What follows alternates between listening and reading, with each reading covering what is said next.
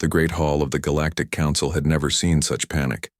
Representatives from 47 different species sat in their floating pods, their voices creating a storm of noise that hurt the ears. Some were shouting, others were making strange sounds that served as their language, and a few were simply sitting in shocked silence. Ambassador Hana of the Alari people watched it all with growing fear. Her blue skin had turned pale, and her large eyes darted between the holographic displays that showed the same terrible news over and over again. The Vorthak Empire had taken another star system. That made 12 systems in just 4 months. Order! We must have order! The council speaker's voice boomed through the hall. The old Zenthari's many arms waved frantically as he tried to calm the crowd. We are here to find solutions, not to create more chaos. Hana stood up in her pod, her voice carrying clearly across the hall. Honored speaker, we all know why we are here. The Vorthak are not like any enemy we have faced before. They learn from every battle. They adapt their ships and weapons after each fight. What worked against them yesterday fails today. A growl came from the pod of the Karash representative. They fight like animals, no honor, no rules, no mercy. That is exactly the problem, Hana replied. We fight with honor. We follow the rules of war that have kept peace in this galaxy for 1,000 years, but the Vorthak do not care about our rules. The holographic display changed to show the last battle at the Zerion system. The council fleet had been larger and better armed, but it had not mattered.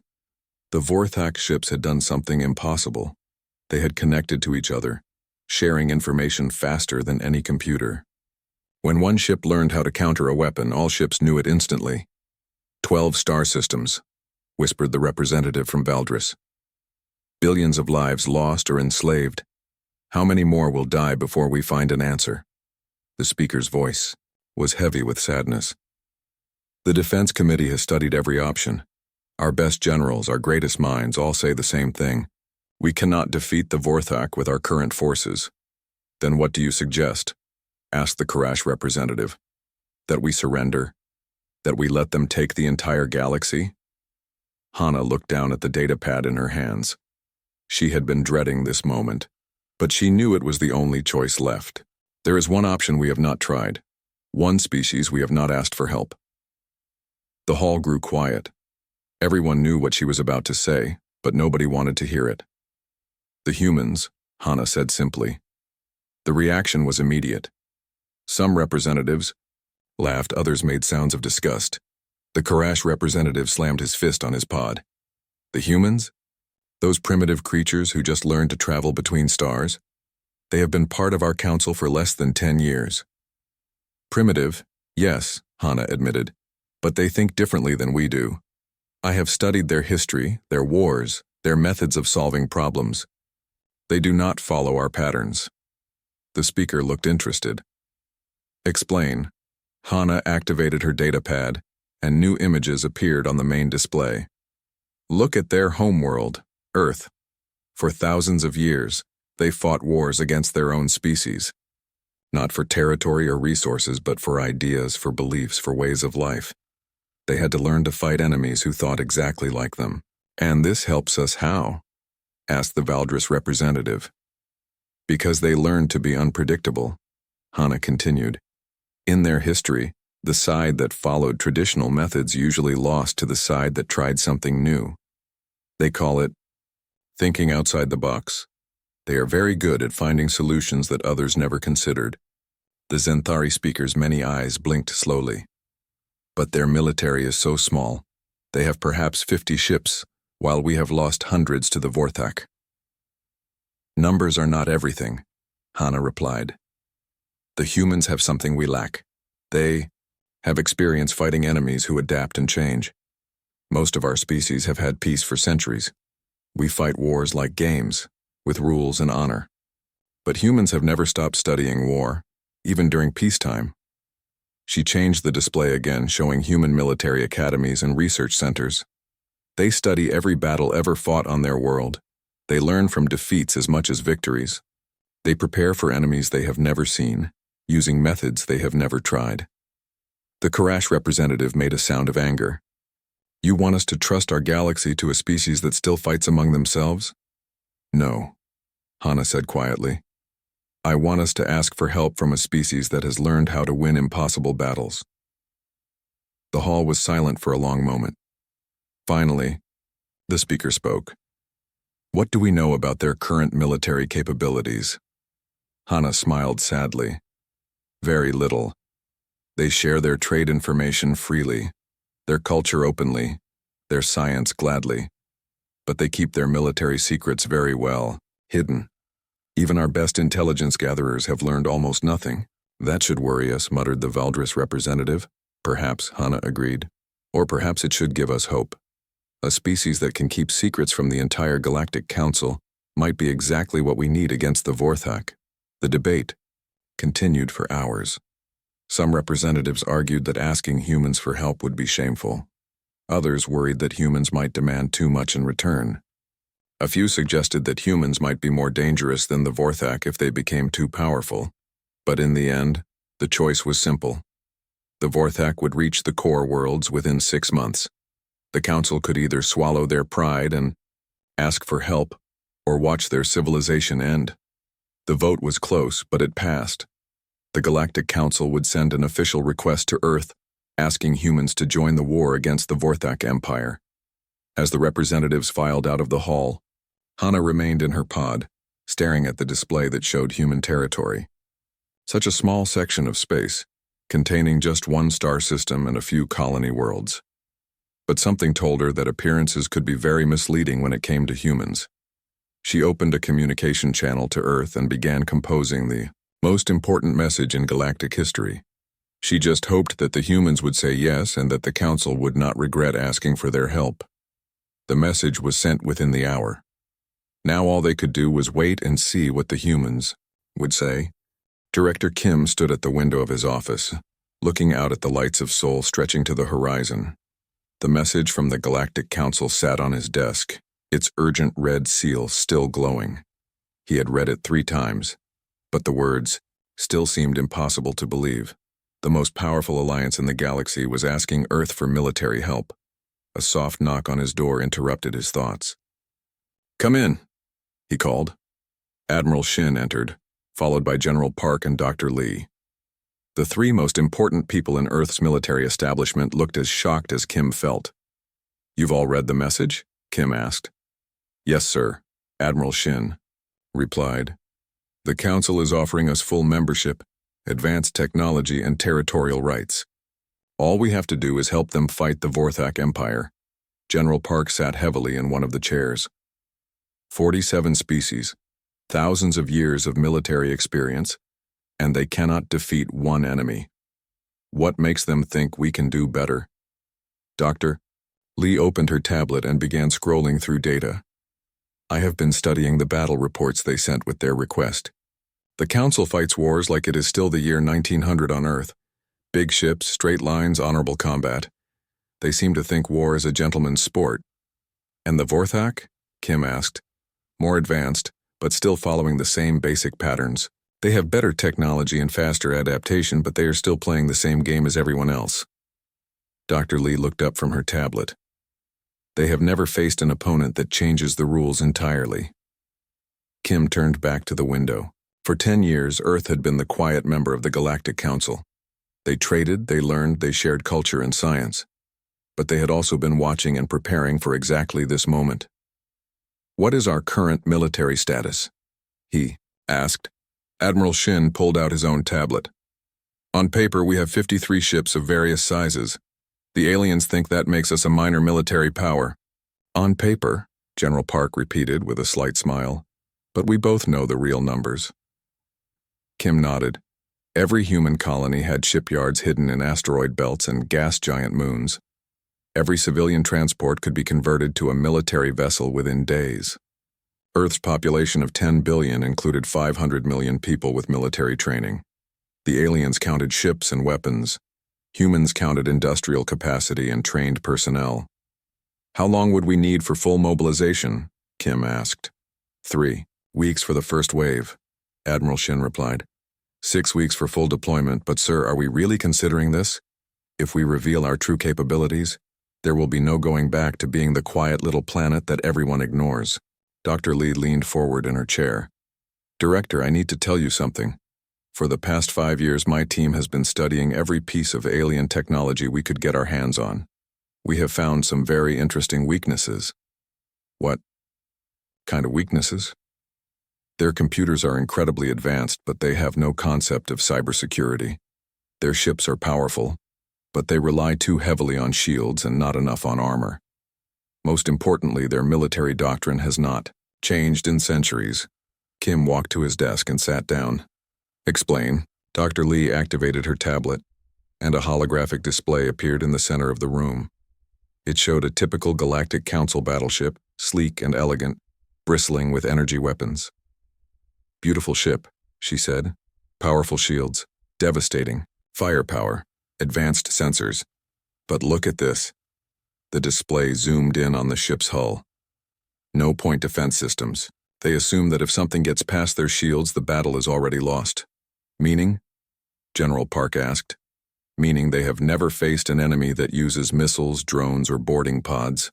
They fight with energy weapons at long range, like gentlemen having a duel. They would not know how to handle a swarm of small, fast-moving targets.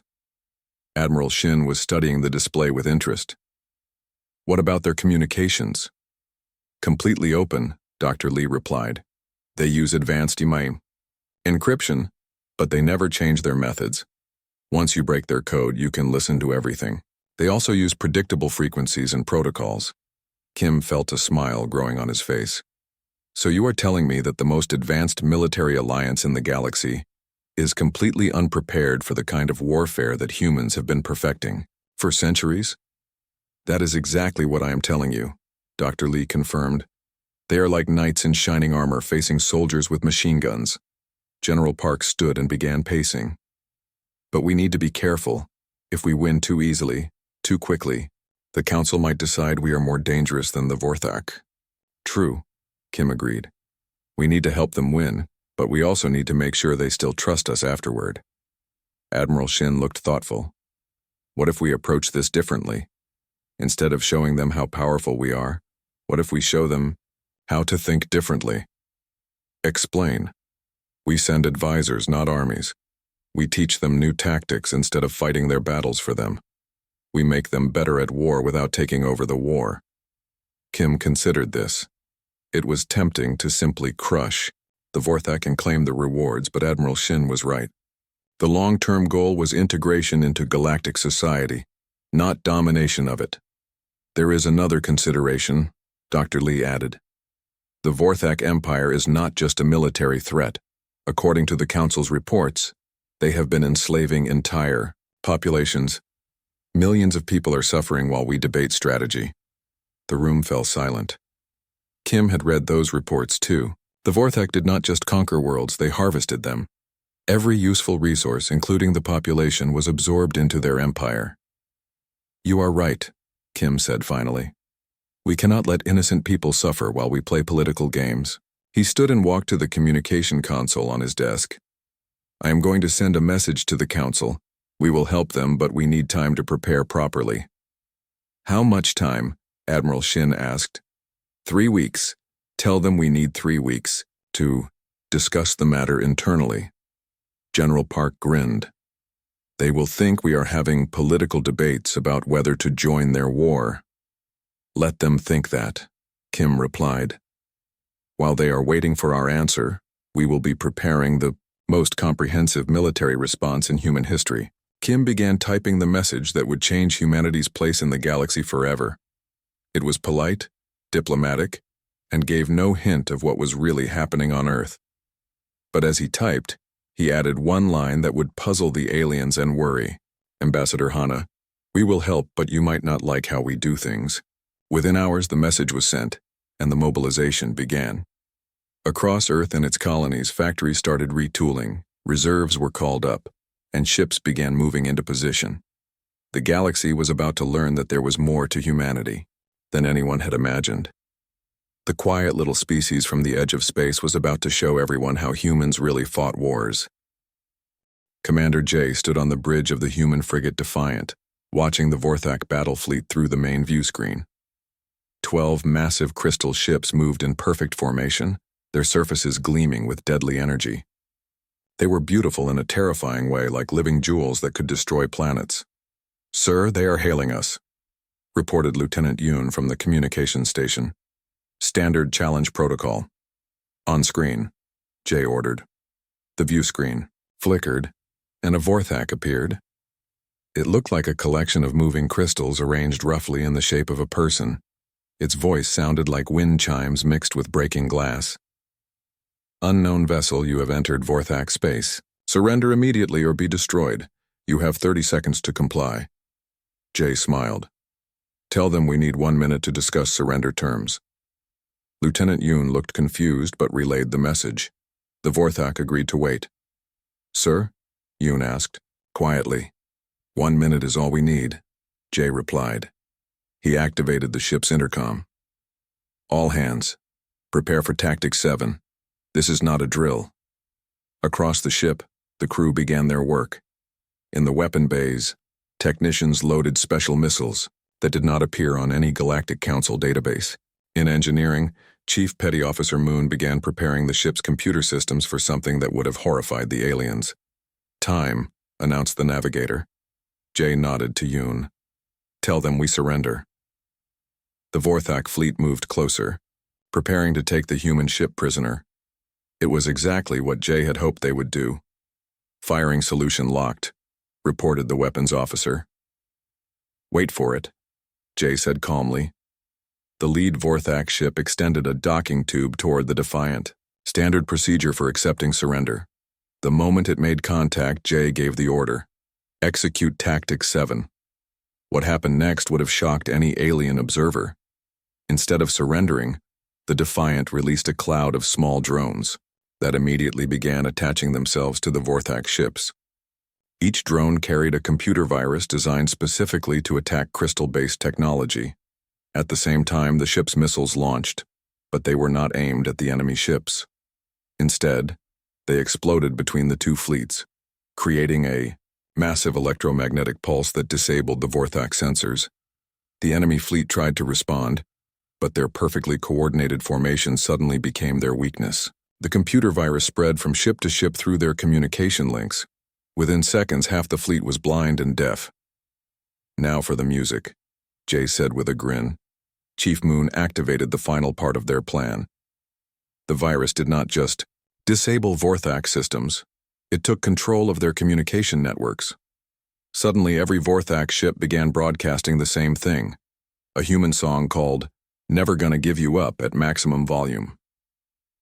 The crystal beings, who communicated through harmonic frequencies, found their entire network flooded with what humans called Rick-rolling. "Sir, the enemy fleet is in complete chaos," reported the sensor operator. "Their formation has collapsed, and they are firing randomly." "Excellent," Jay replied. "Time to leave." The Defiant activated its stealth systems, another technology that did not officially exist and disappeared from Vorthak sensors. Within minutes, they were safely away from the confused enemy fleet. But the real impact of the attack was not the tactical victory. It was what happened next. 3 days later, Ambassador Hana received an urgent communication from the Vorthak fleet commander. The crystal being appeared on her screen looking as angry as a collection of rocks could look. "Ambassador Hana, your human allies have committed an act of warfare that violates every civilized convention in the galaxy." Hana was confused. "What happened?" "They pretended to surrender, then attacked us with... The Vorthak commander seemed unable to find words. "With noise weapons and trickery. They made our ships play primitive sounds. They used deception and lies." Hana felt a cold fear growing in her chest. "Did they destroy your ships?" "No. That is what makes it worse. They could have destroyed us all, but instead they humiliated us. They made us look foolish. How are we supposed to maintain fear and respect if our enemies make jokes of us?" When the communication ended, Hana immediately contacted Colonel Moon, the human liaison assigned to the council. "Colonel, I need to understand what happened at the Xerian border." Moon's expression was completely serious. "One of our ships encountered a Vorthak patrol. They defended themselves and withdrew safely. The Vorthak say your people used deception and violated the rules of honorable combat. Moon raised one eyebrow. Which rules would those be, Ambassador? The Galactic Convention. On military conduct, the agreement that all civilized species follow during warfare. I checked our records, Moon replied calmly. Earth never signed that agreement. We were not even members of the Council when it was written. Hana stared at him. But you must follow basic principles of honorable warfare. We follow human principles of warfare, Moon said. Rule number 1, win. Rule number 2, make sure your people go home alive. Everything else is negotiable. Over the following weeks, more reports came in. Human ships were using tactics that left alien observers speechless. They attacked supply lines instead of military targets. They broadcast propaganda that convinced enemy soldiers to desert. They used camouflage, deception, and psychological warfare. Most shocking of all, they were winning. Dr. Ryu, working from a secret research station, had developed what she called the empathy weapon. It was a broadcast system that could penetrate the Vorthak hive mind communication network. Instead of attacking their ships or weapons, it attacked their thoughts. The broadcast sent concepts that were completely foreign to the Vorthak. Individual choice, personal freedom, the right to disagree with authority. For a species that had existed as a collective for thousands of years, these ideas were like poison in their shared consciousness. Vorthak drones began to hesitate before following orders.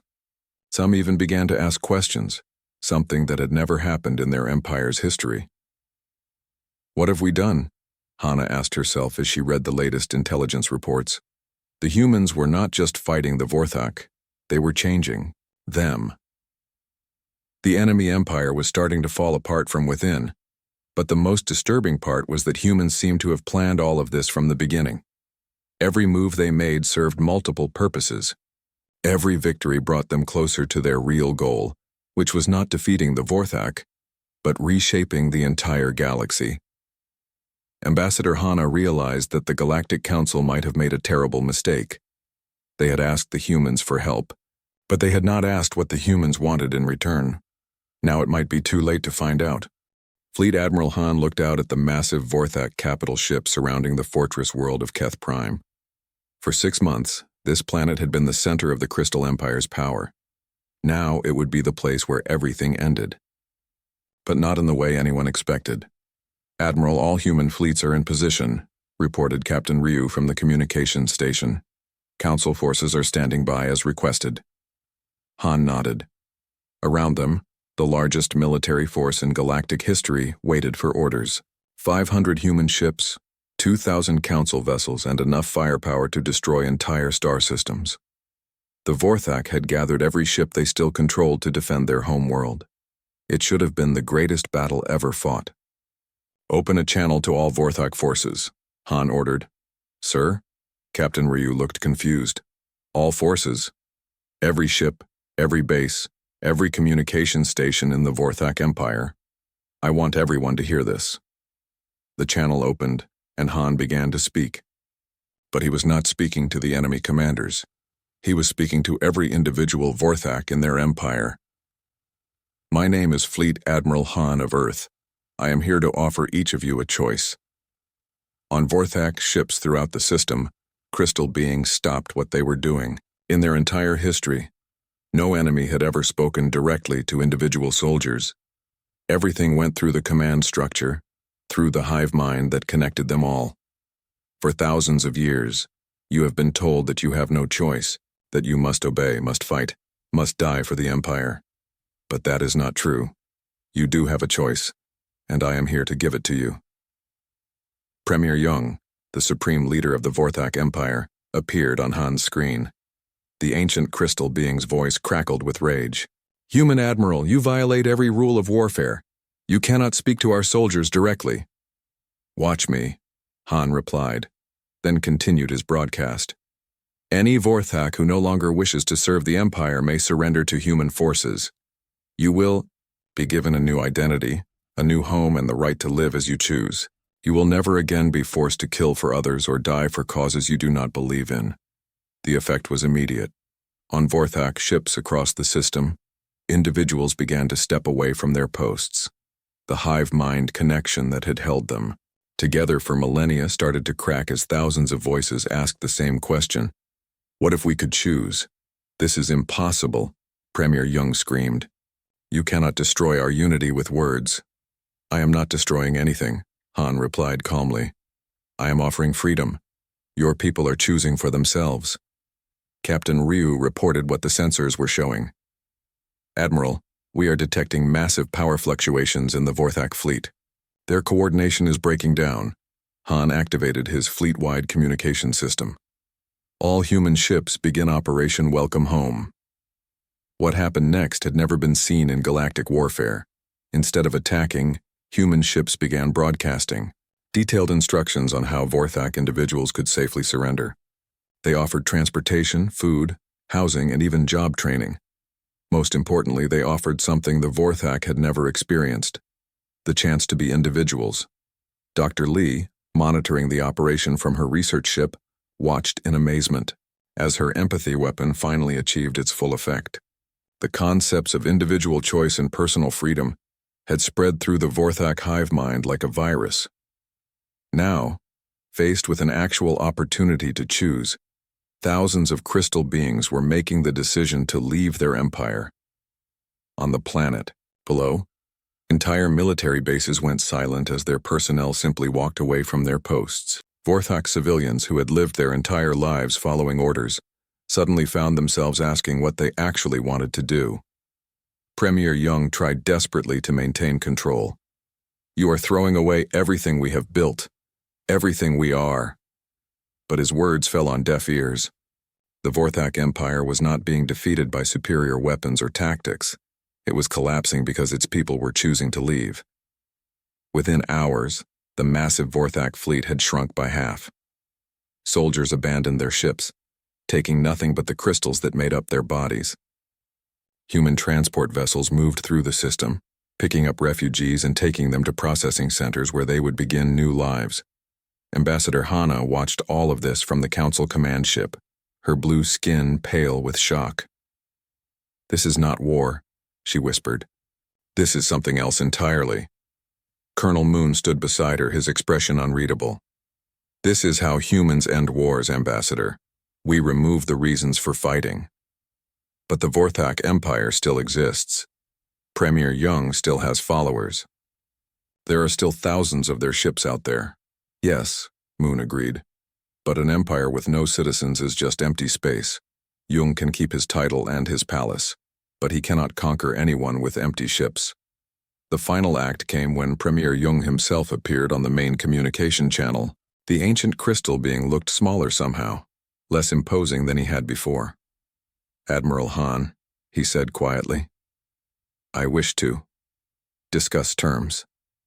There are no terms to discuss, Han replied. Your people are free to choose their own future. You are welcome to join them, or you can remain here with whoever still follows you. But the war is over. Jung looked around at his command center where most of the stations now stood empty. My own advisors have left me. My most loyal commanders have chosen your offer of freedom. Then perhaps you should consider it too, Han suggested. There is always room for one more individual in the galaxy. When the communication ended, Captain Ryu turned to Han with wonder in her voice. Sir, we have won without firing a single shot. We have not won anything, Han corrected her. We have simply given people the chance to choose peace over war. The victory belongs to them, not to us. But even as the Vorthak Empire crumbled, Ambassador Hana was receiving urgent messages from the Council. Other species were watching what humans had done, and they were afraid. If humans could dissolve an entire empire without violence, what could they do to the Council itself? President Cho of Earth received these concerns with the same calm smile she used for all diplomatic crises. When the Council demanded to know humanity's true intentions, she simply invited the worried ambassadors to dinner. We will discuss the future over a nice meal, she told them. After all, everything looks better when you are not hungry. But, privately, she knew the real conversation was just beginning. Humanity had proven they could end wars, but now they had to prove they could be trusted with peace. Chancellor Tak stood before the assembled Galactic Council, looking out at representatives from 47 species who were still trying to understand what had happened to their galaxy. 6 months had passed since the end of the Vorthak War, and nothing was the same. Honored delegates, Tak began, I come before you today not as conqueror but as a partner. Humanity has no desire to rule this galaxy. We wish only to help it grow. The Korash representative slammed his fist on his podium. Help it grow? You have destroyed the oldest empire in known space. You have changed the very nature of warfare itself. Yes, Tak agreed calmly. We have shown that wars can end without anyone losing. Is that not better than the old way? Ambassador Hana looked tired. The past months had been filled with emergency meetings, crisis negotiations, and endless debates about humanity's place in the galaxy. Chancellor Tak, the Council appreciates what your people have done. The Vorthak threat is ended. Millions of lives have been saved. But we need to understand your true intentions. Tak smiled. The same patient smile that humans had been using in council meetings for months. Our intentions are simple. We want to prevent future wars before they begin. He activated his presentation device and a holographic display appeared in the center of the chamber. It showed the galaxy as it was now, with human diplomatic offices on nearly every major world. The Terran Diplomatic Corps is not an occupying force, Tak explained. We are advisors and mediators. When conflicts arise, we help species find solutions that work for everyone. The Zenthari speaker raised several of his arms. But your methods are so unusual. You do not follow any of our established protocols. Because your protocols assume that someone must lose, Tak replied. Human diplomacy is based on finding ways for everyone to win. Dr. Lee, now serving as Earth's science advisor to the Council, stood from her seat. May I share some examples of our recent work? The display changed to show the Helix Nebula region, where 3 species had been fighting over mining rights for decades. The Valdris, Korash, and Zenthari all claimed the same asteroid belt. Traditional council arbitration would have given it to one species, creating resentment in the others. What did you do instead? Asked the Valdris representative. We helped them build a joint mining operation. Each species contributes what they do best. The Valdris provide ships, the Korash provide workers, the Zenthari provide technology. All 3 share the profits equally. The display showed bustling mining stations where aliens who had been enemies now worked side by side. Production is up 300%. All 3 species are making more money than they ever did separately, and there is no more conflict. Impossible, muttered the Korash representative. Species cannot work together so easily. They can when they have the right incentives, Dr. Lee replied. We have found that most conflicts are based on misunderstandings or competition for limited resources. When you remove those problems, cooperation becomes natural. Admiral Shin, now retired from military service, spoke from his position as head of the new Galactic peacekeeping force. The old system assumed that conflict was inevitable.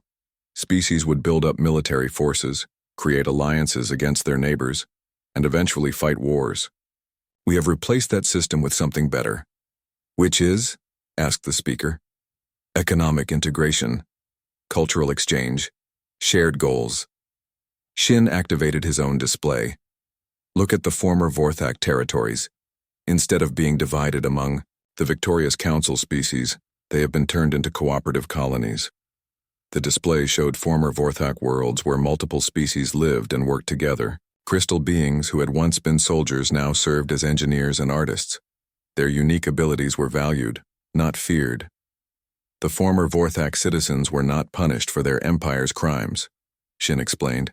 They were given new opportunities to contribute to galactic society. Many have become our best ambassadors for peace. Ambassador Hana stood slowly. I must ask the question that concerns us all. What happens when humanity decides it no longer wants to be our partner? Your people have shown that you can end empires without firing a shot. What is to stop you from ending the council itself? The chamber fell silent. It was the fear that had haunted every council meeting since the war ended. Chancellor Tak looked directly at Hana. Ambassador, I will tell you exactly what stops us. We need you. Explain. Humanity is good at solving problems and ending conflicts, but we are not good at governing diverse populations over long periods of time. We are too impatient, too quick, to try new things. The Council provides stability and wisdom that we lack. Tak paused, looking around the chamber. More importantly, we learned something during the Vorthak War. Power without cooperation leads to tyranny. We saw what happened to the Vorthak when they tried to rule through force alone. So what do you propose? Asked the speaker. A new system. Not rule by one species, but genuine cooperation among all species. Regional governance based on star systems, not biology. Economic partnerships instead of military alliances. Cultural exchange programs that let every species contribute their unique strengths. The debate that followed lasted for days. Some species worried about losing their traditional power. Others feared that human methods would destroy their cultures. But in the end, the results spoke for themselves. Trade was up across the galaxy. Wars had stopped. Former enemies were working together on projects that benefited everyone. The refugee crisis from the Vorthak War had been solved so efficiently that many former crystal slaves were now better off than they had been before the Empire fell. When the final vote came, the new system passed by a wide margin. The Galactic's Council would be reorganized as the Galactic Cooperative, with regional representation and shared governance. As the delegates filed out of the chamber, Ambassador Hana approached Chancellor Tak.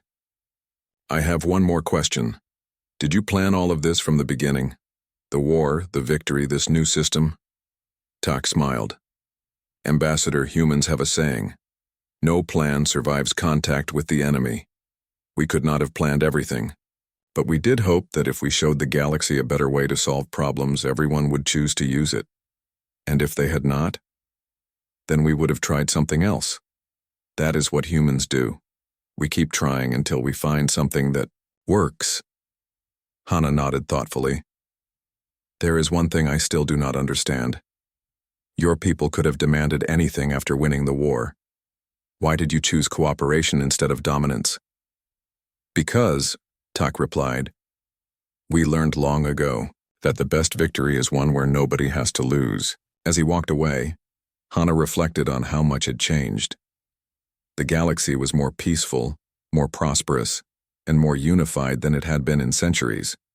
Perhaps the Council had been right to ask humans for help, even if they had not expected this result. But deep space sensors were already detecting something new on the edge of the galaxy. Unknown ships, moving in formations that followed no known patterns. The peaceful days might not last forever. When that time came, at least the galaxy would be ready to face it together.